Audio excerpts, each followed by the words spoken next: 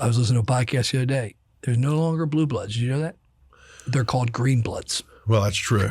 He's got the money.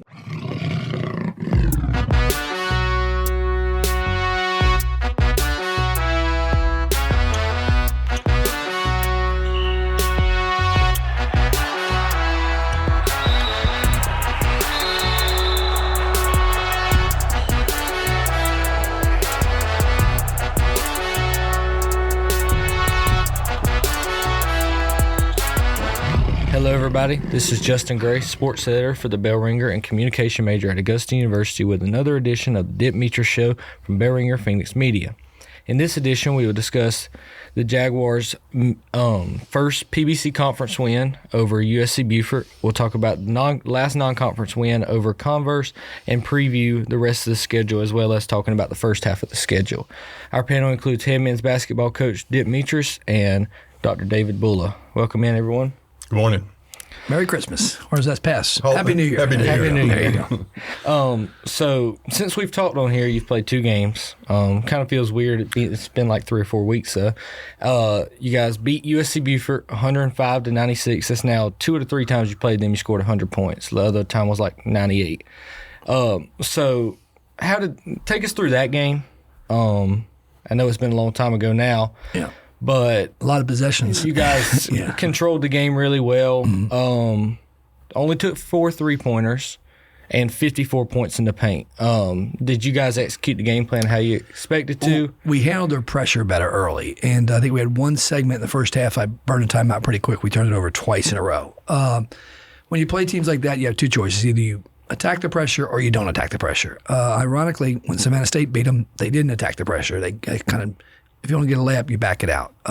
So we made a decision to attack their pressure. We were able to have a couple more days to prepare for it. Last year, when we lost to them, we had 1 day prep, which was hard to do. But our guys did a good job handling the pressure, and I just kept telling them, drive it. I would argue that's one of our strengths. And the statistical anomaly of taking 4 3-pointers when the other team took, I don't remember how many they took. 39 officially. Yeah, it was a bunch. Okay, so, early on in the first half, we got to the free throw line. Like, we were in a one-on-one real quick. The second half, ironically, the same drives, you don't get the calls because they look at stat sheets at halftime nowadays. And, so we did a good job. And, obviously, we had a size advantage, and our guards did a good job of handling the pressure. Yeah, and then Max down low, another double-double. This is probably his most balanced one yet with 18 rebounds. Yeah. That helps when they shoot 40% and then 30% from 3. And take a bunch of shots. I remember they took 80-something shots. Yes. He rebounded. It was one of the games that was a great thing to happen. We didn't want to take him out of the game. Okay, he wasn't in foul trouble. Even though the pace is fast, he was able to maintain it. We got to the free throw line a little bit, slows it down. So, he was very, very good that day. And his progression has been really good. And, one of these nights he's not going to do that. That's going to be an issue. But we're happy for him. And Max Madison was player of the week that week, right? Yeah, I think he was. Yes, he sure was. Yeah. Yes. The rebounding totals are great right now. He really is. The other thing is that everybody kind of got into the driving mode. Normally it's mainly John. Yes. But, Dimitri Garner did. Elias Paulison did, and then I think Evan took it to the whole heart as a joiner. So we are a driving team. That's what we are, and it's good, against teams like that. And I think we hit 2 3-pointers, maybe. We hit timely ones. We hit one to start. I think we hit one to start the second half, which kind of opened it up right away. And it's good to see the development of these guys. And like I said, Beaufort is so unlike everybody we play. Okay, they're just completely different than everybody in our league. And you're never going to play a lot of guys with size against them, but Max was able to do that. They always had somebody that Max was able to guard down there because they shoot so many 3-pointers. And it was good effort, yes. It looks like Evan had 5 blocks in that game as well. Yeah, he sure did. They had a point guard, the Puerto Rican kid who was good early. We kind of put Evan on him, which is odd. He's 6'8". But he bothered his length, he blocked a couple shots, and he's kind of a complete player, and he's got a little more consistent on his 3-point shot, but he's working out hard, before practice and after practice. Yeah, and then obviously we talked about Dimitri Garner. He's top 20 now in scoring average in the whole Division II. So, and then he wrapped around and had another 26-point performance against Converse. how does he? I mean, he's shooting over 50% a game, which is good for a guy who takes that many shots. He takes a lot of tough ones, 20 shots a game. Yeah, a lot of tough ones. Yeah, I said, remember before I came over here, I met with him. His shot totals or shot attempts through 11 games last year and 11 games this year is considerably higher, but his percentages aren't far off. A little bit lower in three-point shot. He got off to an unbelievable start last year. He then leveled out. Right now, he's kind of like consistent. Yeah, he's been really good. He has to guard sometimes the other team's best perimeter guy, and no, he's been really good. He's cut his turnovers down early in the year. He's turned the ball over too much, but no, he's been really good. And yeah, he's a top 20 in scoring. Who would have thought that? And Max has got whatever number doubles. So we got two guys playing at a high level, no doubt. And that Converse game, your last non-conference game of the year. Last game of 2024. How was it to be able to go on the road right before Christmas like that, keep your guys focused, and get a win over a team that looks like they got healthy before you guys came to town? It's odd. Do you want to play the one at home or do you want to play on the road? Okay, so you're playing at home. The cars are packed, okay? You're playing on the road. Sometimes you're bringing bags to the gym because people are getting picked up from there. Really, the key to that game was Evan Joyner. He was really good. I remember he had just two really good dunks in transition. I would argue he got fouled on one of them. I think the referee didn't know he was going to dunk it. But he was really good in that game, driving the ball and completing plays. And, we went to Max down the stretch, and he was able to complete some things. No, it was a good team effort. That last game before Christmas, like I said, you never know. It was a good chance to get a win. People literally, I think Evan left from there. We had 2 or 3 guys leaving from there, parents picking them up. So, but that was good to get a win. And, now we focus on conference play. And Evan played 33 minutes in that game. Is he finally back to the point where you can start him and play him off the bench got like stung that? on the shoulder and tried to go but couldn't go back, so he was a little banged up. And TJ, being a freshman, didn't play his best game. I think he had 2 feet in the sand down in Tallahassee. He was really good. 33 is a lot of minutes, but if he's playing well, we're going to keep him out there. He's very versatile. And he helps a lot of areas. As we get into conference play, his role is going to hopefully change a little bit. Talk a little bit about Shea Torrance. He usually starts. Yeah. He doesn't always play 35 minutes, but he usually starts. But I think he's a pretty big addition to the team. He is, and I got on him the other day in practice. In the last 77 minutes he's played, he's only got 5 rebounds. That's got to change. Unexcusable. Yeah. Okay. And no offensive rebounds. So it's not because he's not trying, but he needs to address the area. Emmanuel game and the Converse game, he had a tough matchup. He's guarding the guys, seniors that are good, and got scored on right away. And I said, you can't wait till halftime. So challenged him pretty hard yesterday in practice. He responded, but his role is rebound, run, get a highlight dunk like against Buford. He still shoots a very high percent. He doesn't take any shots he really can't make. So now he'll be fine. And we have 2 freshmen who just kind of started because of whatever was going on, injuries. I think injuries because Evan and Elias were hurt, and they started the Benedict game. And when you win, you don't want to switch it out. I don't think it matters that much. But the biggest thing is who's closing it. Right now, we think we've got 4 we think are going to close all the games with John, Meach, Max, and probably Evan, and then just the 5th guy. We don't know yet. And sometimes it's Elias, sometimes it's TJ, sometimes it might be Lewis. So we'll figure that out. Well, also you mentioned John St. Germain, who I don't think we've talked about much, but this is his 2nd year. He's got to be the leader of the team, and it looks like to me he's assumed that role.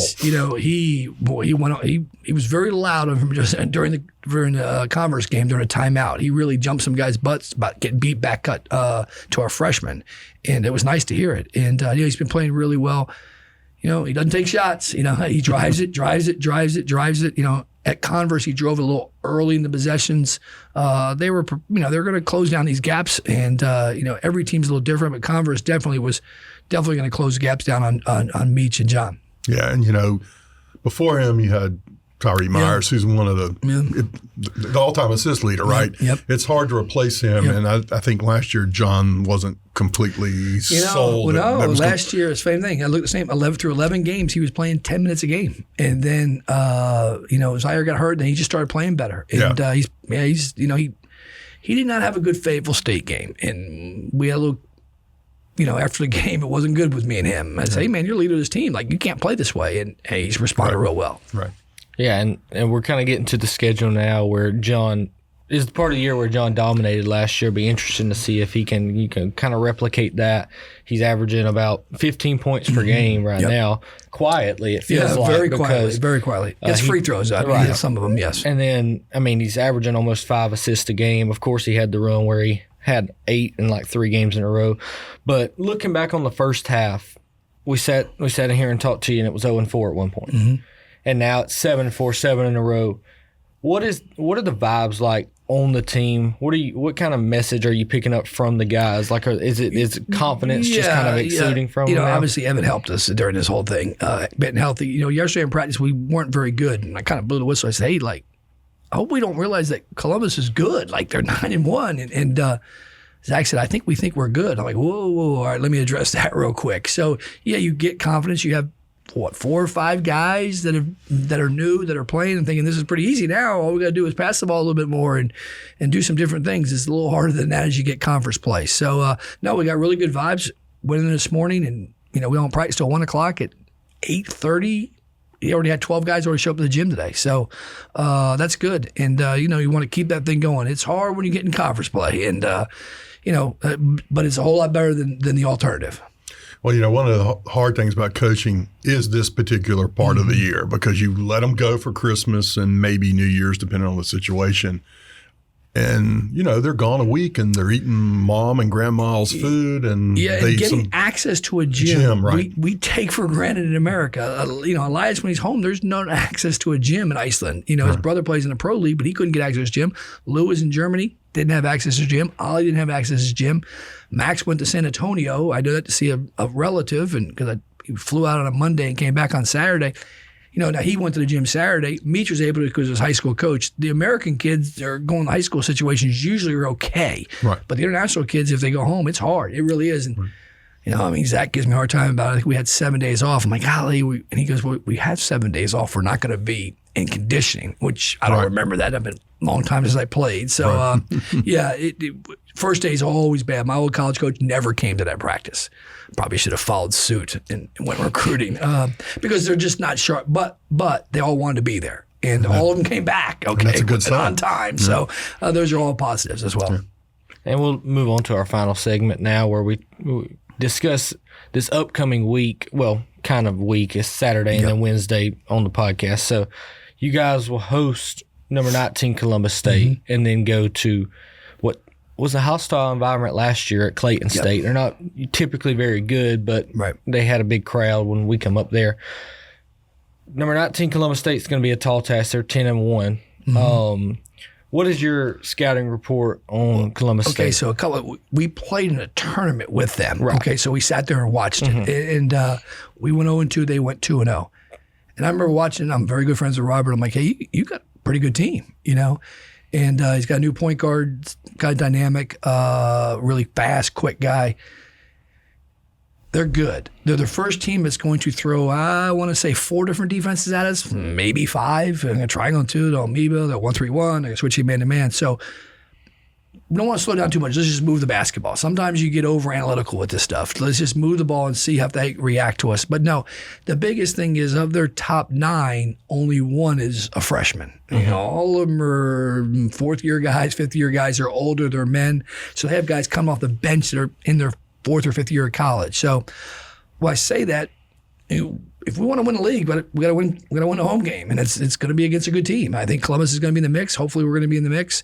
And I'd rather be playing it here than down there the first game. And I don't want to play them again in February, so we'll definitely have to get better before we get down there. But we'll see how we go. We've been playing good, and they have 2 guys playing really well. We have 2 guys playing really well. We could play 2-on-2 and just stop it. But last night, Wisdom Uba, who was a good player last year, hit 7 threes last night.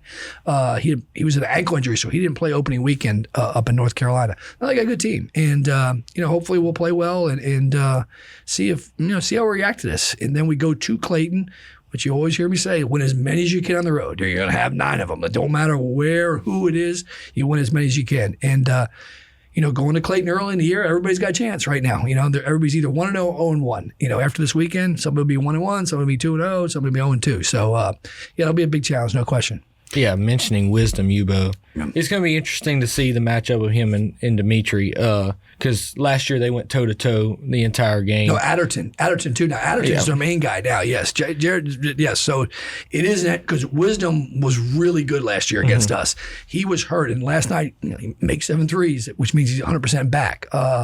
It's going to be an interesting matchup. We both of us want to stay out of foul trouble. I can tell you that. Both are. They got 3 really good ones. We got 3 really good ones. We want all 3 of those guys to be playing. We don't need to be, one of those guys sitting over with us. But no, it'll be a great challenge. No question. Since they play multiple defenses, John's reading of it's going to be critical because you don't want to wait too long to figure out what's going on. You've wasted 10, 15 seconds. Yes.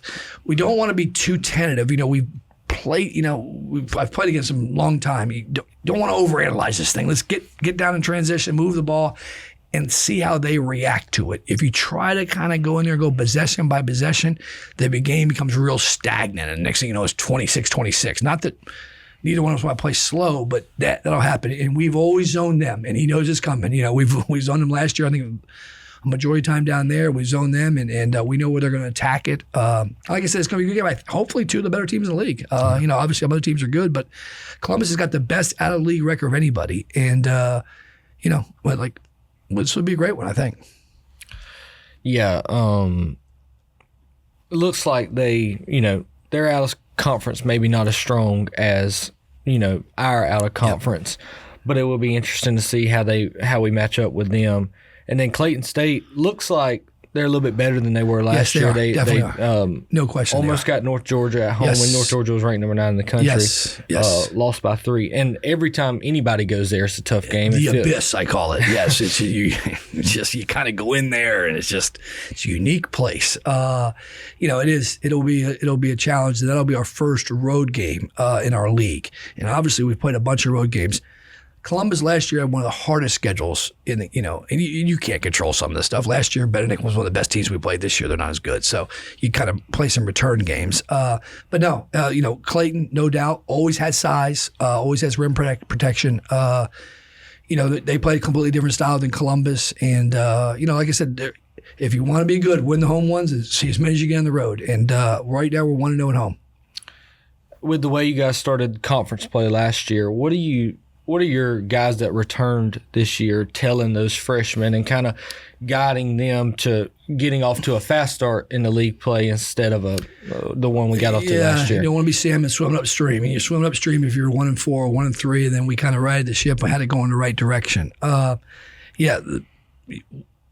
You can – whatever your record it is so it's 1-0 right now. And if you win the next one, you're 2-0. It doesn't – you don't get bonus points. You don't get – back when I played this Dunkel Index and all that crazy stuff back from the NEI days.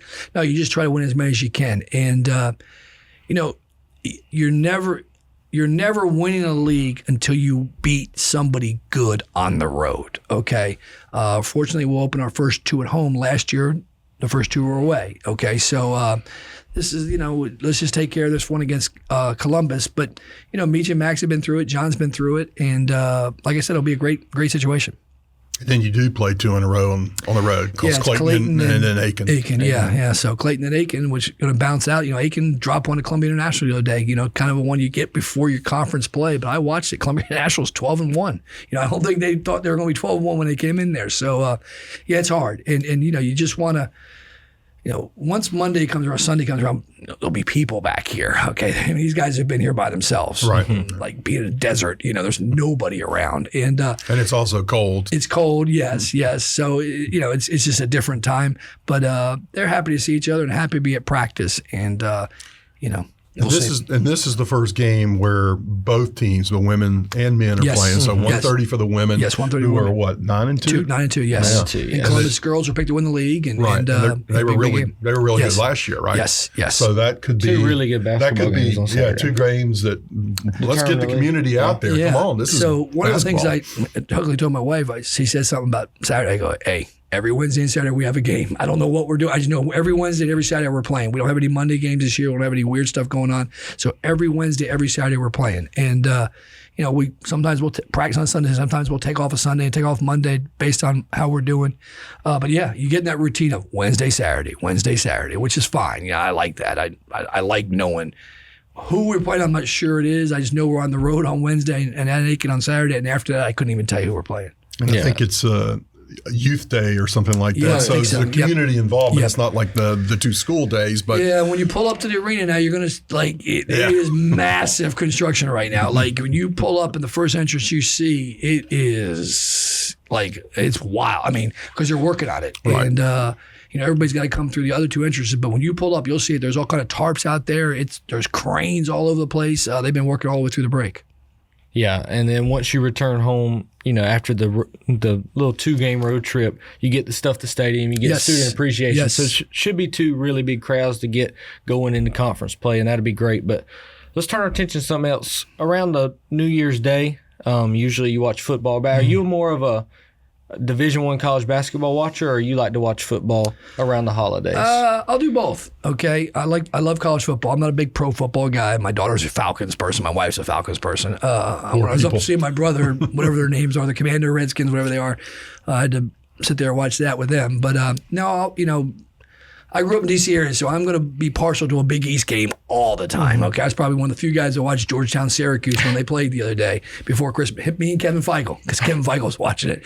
And, I grew up when I was younger watching those games, and then the ACC, of course. So, yeah, I'm a college basketball guy first, college football guy second, and, probably pro baseball guy third, So, no, it's a good time to flip channels and watch different things. And ironically, we have a time off, okay? And did I hear this right? All the teams that had to bye lost in this 5, 6, 7, 8 are the only ones who won. Yes. But the 5, 6, and 7, those guys were also the favorites in the game, That's too. true. So, and is this true that none of them won their regular season title? They didn't win their conference. none of them won their conference. Nobody won their conference. Nobody won their bowl thing, right? The teams that won their conference did not win a game, like Clemson, Georgia, Oregon, Boise, and Arizona State. None of them won a game. Yeah. So they're probably going to have to reconsider who they give the buys to. I just say play 16 teams like you do in 1AA and make it simple. Agree, yes, I heard the guy from Kansas State say that. Just play 16 games. Yeah, come on. And the other thing is, quit being so greedy. 10 games is enough. Start Labor Day, finish the week before Thanksgiving, then start the playoffs. I'm sorry for the bowls, but most of those bowl games, there's nobody in the stands. Let's let them go. I do have a little inside scoop about, because I asked my guy from the Pelicans, I said, where are the Christmas jerseys? And what is the NBA now? Nike, if I'm not mistaken. Mm-hmm. He said Nike just doesn't produce them as quickly as the other people did, because that's why they didn't have Christmas jerseys. Really? Yeah, because they didn't have Christmas jerseys in the last couple of years. Yeah. So, but then they had that little in-season tournament too. With the colorful floor, and I don't know how that. The thing about that is, like, I grew up in ACC country, sort of on the borderline with you guys up there in D.C. We had a thing called the Big Four. So it was Duke, NC State, North Carolina, and Wake. And that was great. And they bring in they just played each other for a while. Yes. But before that, it used to be called the Dixie Classic, and it was played at NC State. They brought in 4 on the outside, so it was 8 of them. Yeah. I think that's great. Yeah. But doing something that's like NBA wide, I mean, just have a tournament in New York or Boston or something. Yeah, I don't know how long that's going to hang on. It didn't do anything for ratings. So when I was at Newberry, my first year in coaching, we had Little Four. I'm like, what is this? Yeah. It was Newberry Presbyterian, Erskine, and somebody else. And we played a Little Four tournament. Oh, okay, it was kind of cool. Yeah. But it's like, I do remember that thing that North Carolina and Wake did. So, times are changing. This is not like it used to be, not like it was 10 years ago.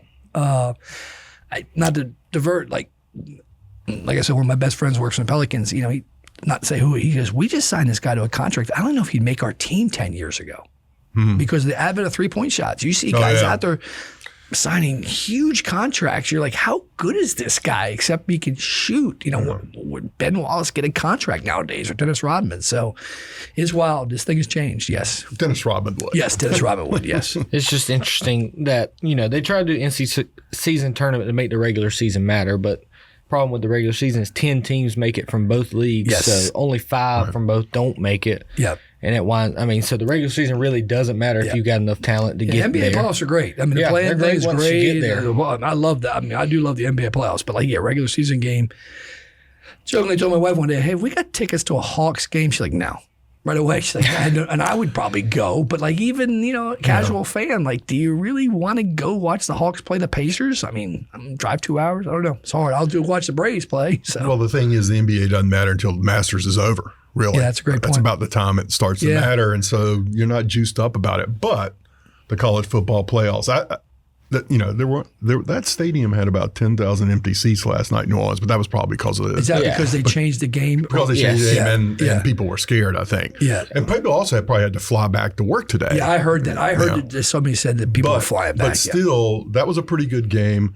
The one in Atlanta, the Arizona State Texas game was a great game. If they all could have been like that, then they would have, But I still think this is better than only having 4 teams. Right. Oh yeah, yes. And now this Final Four, it starts to feel a little like the Final Four. Right. A good friend of mine says an AD at Coastal Carolina, and I said, if they just let the college football teams practice until the end, I'm not sure how many teams would go run around and play in some of these bowl games on TV. You watch weird matchups. It's great. It's great. But the only reason the coaches want to do it because they keep practicing. As long as you keep practicing, you're okay. But it's tough. It's Well, with the portal being open, when it's open now, how can you coach and teach and they got to revisit that. Yeah. That's a mess. Yes, that's a mess in itself. And then with the format, it's kind of like for fans. I was talking with my dad about it the other day. It's so like you have to go to New Orleans to watch a game, and then to follow Notre Dame, you have to go to Miami, and then to Atlanta. Right. So I mean, it's just so many games and traveling. You got to have a lot of money to go. Yes. If you get it to 16 and play 2 rounds at home, fans can afford it. Stuff like that. I mean, there's some makes tweaks the most sense. Were all the home games sold out? Yes. Penn State, Notre Dame going. It definitely was. Texas was sold out. And I think the game yesterday was sold out, but people had to leave because of the various circumstances. What did the guy say to me one time? The answer is money. What's the question? Right. Okay. Well, the answer is money. What's the question again? The answer is money, and it's true. It's. I mean. But it is also weird, like. Clemson played so early, it was like, well, there were some people on Twitter, Clemson fans on Twitter, like, well, do we get to play in a bowl game now? And of course, no, you don't. But that's why I'm like, let's just get rid of the bowl games and just, play these games, like you said, first 2 rounds home, then the last 2. Make sure the national championship game's always in Pasadena. I think that's the right place. And I thought it was be. cool that it was snowing up there. Like, that's football. Yeah, that is. Well, that. And then there's so many different things to it, like Penn State and those guys getting rewarded with a home game for losing the conference championship. Oregon gets Ohio State in the quarterfinal after winning theirs. No. It's just Oregon would have been better off losing because they'd have got Clemson and Arizona State. And if the rules stay like this, there are going to be some weird things that happening. I texted my very first boss at Newberry College was an Ohio State fan. I said, hey, have you guys forgot about that Michigan game yet? And he's like, right. What game are you referencing? But like that guy was on the hot seat. But rivalry games do that. Yes. I mean, Alabama and Auburn. Yes. And in the old days. Auburn, Georgia Tech. Georgia and Florida used to be that way, or Georgia and Tennessee. Speaking of the Bulldogs, I do want to say that the quarterback kid from Rabun County, he played really well yesterday. I thought he was not to blame at all. No. 100%. And I thought they just made too many mistakes, and Notre Dame was the more physical and better football team, in my opinion. Well, defensively, they're tough. They were dominant. If you dominate Georgia's offensive line, you're going to win the game because nobody can do that. Most teams can't do that. Well, and I will say this as a Gator person, the running back for Georgia who made the terrible fumble at the 15-yard line as they were driving, great drive right down the field, ATN. He's a former Gator, and there's in the back of my mind, you're going, is that why this happened? Yeah. And I really like Frazier. Frazier he's going to be their stud the next. I don't know how many years he'll play because he's that good, but at least the next 2 years. Mm-hmm. Well, my brother's a big Notre Dame fan. He said that they're not going in the portal to get a quarterback. I said, okay, you can say that unless one becomes available that can help you get back. Yes. Because I guess Lloyd Carr's son is there and is supposed to be the next great quarterback. So. Well, that's the other thing. Texas, Arch Manning's sitting over there. They may be better next year. Yeah. Is the quarterback coming back or not? So it's weird. They've put out that he has been offered – he's going to the draft, I think. Okay. But he's been offered $6 million to enter the transfer portal. But the problem is when they hear these things, they're not putting out the teams that are offering them, which is illegal. Supposed to offer them until they're in the portal, but yes, that's Texas A&M maybe. Yeah, got to be somebody like that. But I think he has to go pro. Yeah, I think he's going. And transfer. He's not going to be. He's not going to start at Texas next year. I don't think he'd do that. So yeah, it's going to be interesting to see how that all shakes out. Peyton had to sit a little bit at Tennessee. The guy ahead of him was from a basketball family from Utah, I think. Yeah. I can't remember his name now. I do remember that. You know what I'm talking about. Yeah. And eventually Fulmer figured it out. If you're going to win national champion, and the odd thing is he never did because they couldn't beat Florida. Right. But then they got so good that when he left, T. Martin won it the next year. Yeah. So, it's interesting with quarterbacks, but there's no question it's going to – and I kind of can't believe they didn't go with Manning this year. I don't know as much about it as you and J. Ben Haynes do, but it just seems like to me yours did not have that great year, and they should be undefeated right now. I think they had too much money tied up in years. So I think that's – follow the golden rainbow and the pot of the rainbow at the end. So anyway, the 4 teams that are left. It's going to be awesome. Those are 4 high pedigree, blue blood football programs. The only one that's not there probably is Alabama. And that's okay. They're Michigan. And Michigan. But, this is great for college football. I was listening to a podcast the other day. There's no longer blue bloods. Did you know that? They're called green bloods. Well, that's true. He's got the money, which is, the teams left. But the thing is what we're going to find out is who the real green bloods are. Yes. Because I'm not like here's one of the things. You're a Clemson fan. I can't even believe there are 2 good state universities in South Carolina that can play Division I football. Clemson has some money. South Carolina has some money. But neither one of them has the kind of money that, say, Ohio State, but especially Texas and Texas A&M because they got petrol money. Yes. And Texas is the size of a country, so. Then does Notre Dame have NBC money? And who knows what Notre Dame has because it's a private school like Duke, or Stanford. Yes. So, but I do think you're going to see that. And what I wonder is, are the Alabamas and the Clemsons are going to be the ones that struggle the most? Are you going to have to do what Dabo does and preach, we are going to develop you into an NFL player instead of you being an NFL player when you come? Well, who's got LSU? Brian Kelly. A lot of Power 5 football coaches looked at him like, "Whoa, don't do that." You see what he did? He gave him $1 million toward their collective. Yeah, after the season. They're going to do that. Here's my $1 million. Everybody else pony up. Now he's got a little heat on him down there, but the other guys looking at, wait a minute now, I'm not giving away $1 million. But hey, I'm giving money to buy these players. It's self-funding. Yes, that's what it is. Yes. And it won't stop there. The guy at USC, Lincoln Riley, he makes an unbelievable amount of money. He has this $60 million house in Westwood, I think, or Malibu. Yeah. I'm like, he's going to have to think about it because he's a good coach. Yeah. But it's a different dynamic than he had in Oklahoma. He was it in Oklahoma, and now what do you do to compete with the Ohio States and the Georgias and the Alabamas? Yeah, and it's going to be interesting next year when revenue sharing starts because Clemson can use IPTAY and they can use that money for players, and that's going to kind of change the game a little bit too. So it'll be interesting to see all that. I read that 4 of the 7 teams left now, or the 4 teams left are in the top 7 of all-time wins. So very high programs. Pretty awesome to see. Except for Alabama, Notre Dame, I think, claims to have won 9 or 10 national championships. School of the Blinds. Well, there was a time. Listen, if you look at the list, Yale and Chicago are right at the top because you got to go all the way back to 1876, I think. But this is a green blood championship. This is exactly what you want if you're ESPN. Yes, absolutely. And the NCAA or whatever's left of the NCAA. But I think this is long overdue. Yes. I do think it needs to be 16 teams.